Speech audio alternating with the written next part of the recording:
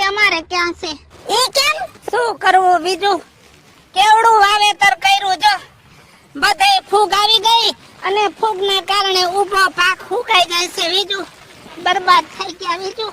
તી બરબાદ જ થાવ ને, કેમ કે તમારામાં બુદ્ધિનો સાટો નથી.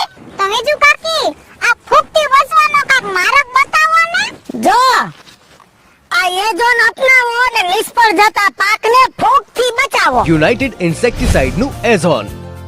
એઝોન ડબલ એક્શન ધરાવતું આધુનિક ફૂગનાશક છે જે બે અત્યંત શક્તિશાળી સક્રિય ઘટકોથી નિર્મિત છે જે પાકના મૂળ તેમજ પાન ઉપર લાગતી ફૂગ સામે ખૂબ જ અસરકારક સુરક્ષા આપે છે.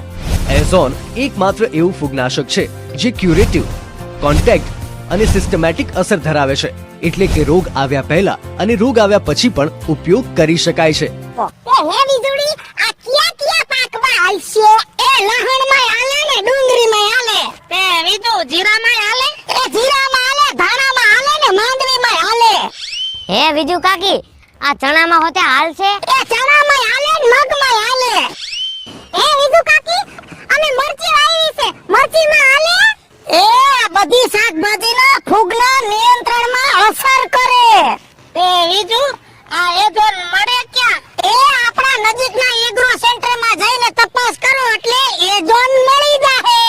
તો રાજુ બાપા જલ્દી જાવ અને એજોન લઈ આવો. અને તમને બધાને કહું છું, આજે જ એજોન અપનાવો, ફૂગથી નિષ્ફળ જતા પાકને બચાવો, વધુમાં વધુ ઉત્પાદન મેળવો અને મારી જેમ પૈસા ગણો. આપના કૃષિ પાકોને ફૂગજન્ય રોગોથી આપો સંપૂર્ણ સુરક્ષા. એઝોન સુરક્ષા.